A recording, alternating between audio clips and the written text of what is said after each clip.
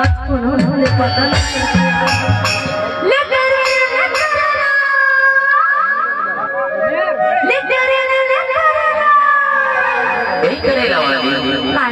अरे क्या रखे सो मैं कुंदरू रखे हम लौकी रखे हम और करेला खाला रखे हम और तो बाबू ने और मतलब करेला कितने रुपए किलो है 20 रुपया किलो है हाँ जी जी जी बाबू ने सामान ठीक है अरे तेरा बाबू ने बस नहीं झोंका मैं बोलता हूँ करेला बहुत बड़ी बड़ी ऐसे बोलना फिर मोटे पैसे नहीं है उधारी दे भी उधारी सुनना पहले नगद वाले लगे खंगा हाल इसलिए दे फिर उधारी वाले में बाद में देखो अब चल साइड में इसरा कौन लाला चल पूनम रसी कैसे संगे लेना है कम से कम तालियां नहीं बजा सका तो कम से कम मुंह से तो बोल सकता था जी ना खा हेती वाले खाना खाया है कि नहीं खाया आओ का भाई क्या रुक ना वीडियो बना रहे खाना खाया है कि नहीं खाया हां यार अब दीदी मैं बहन वाला भी देखो खाना खाया है कि नहीं खाया मोर गाय बस खाए लगे बाप कोई खाना होगा जी नहीं मिले खाना मैं घर में भैया मां से गुजारिश करूं कि जो खाना नहीं खाए चलो अब दोबारा खाना खिलाओ वो खा आवाज मत करो जब तक आवाज नहीं करूं ना तब तक मजा नहीं एक बात तो पक्का ठीक है ना एक बात दो बार ताली बजा ठीक है अब बाबा भैया के नाम से जयकारा दियो अब ये बजा करेला कौन लेना है ना फुल सपोर्टिंग में रहो ठीक है ताली नहीं बजाओ लेकिन आवाज जरूर करो अरे उधारी में नहीं दे मन नगदी में ले ले तुम्हें हजार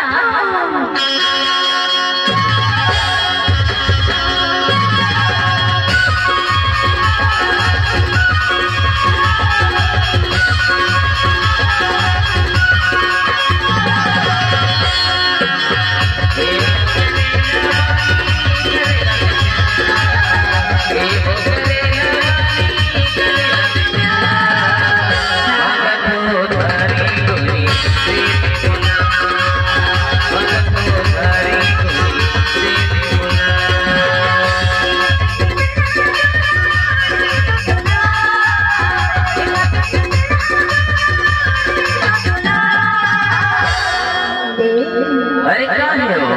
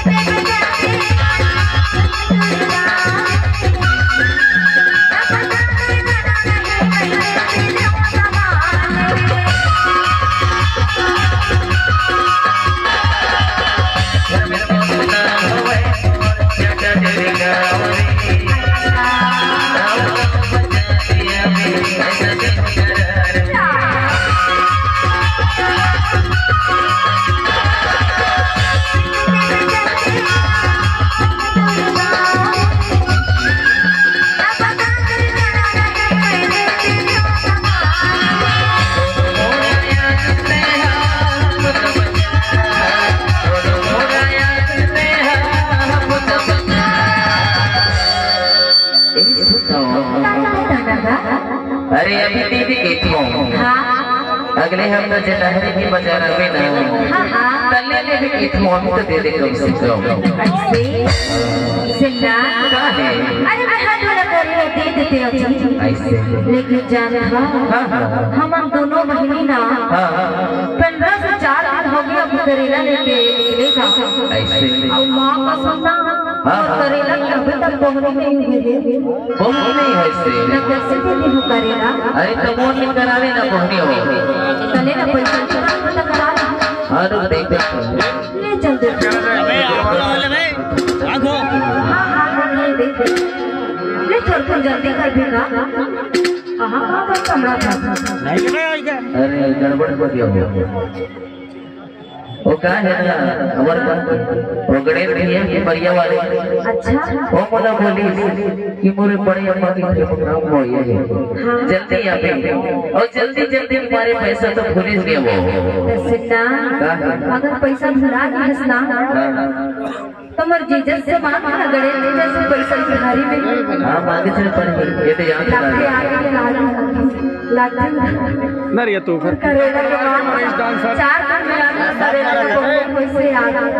एक है बात गणेश भैया बात एक बात जोरदार ताली बजाना एक है घर का ना दे दे मत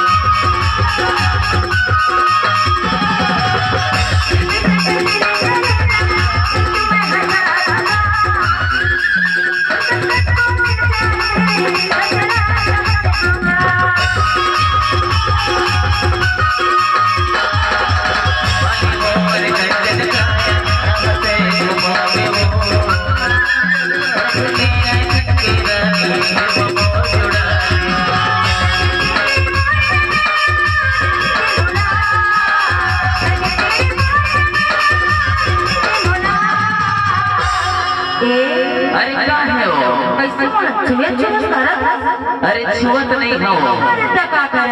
अरे करेला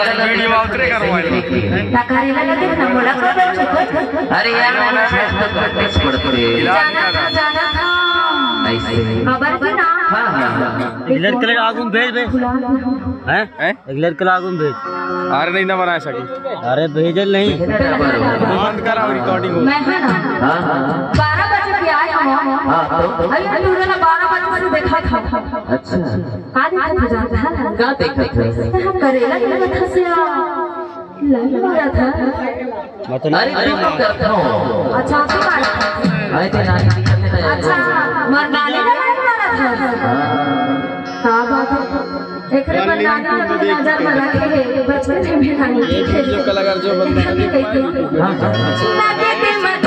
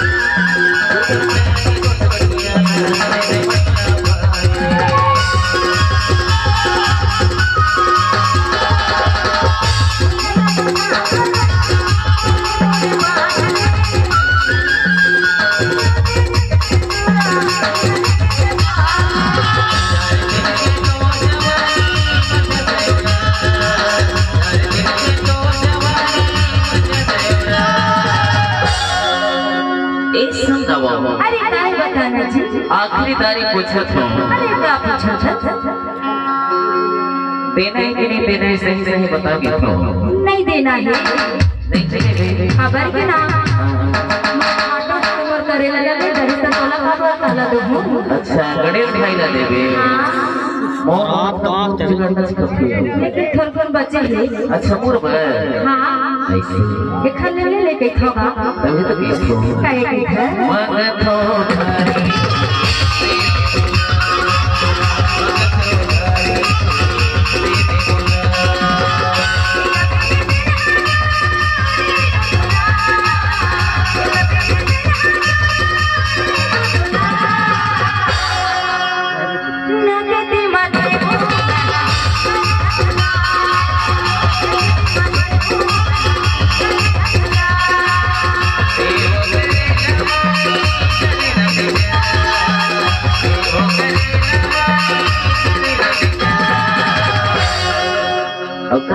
जाता है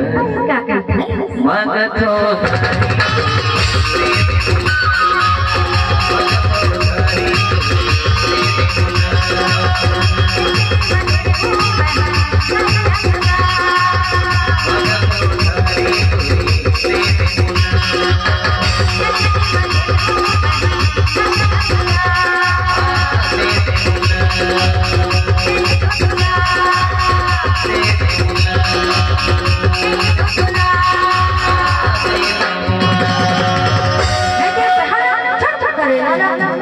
नहीं से देवे खबर दूंगा।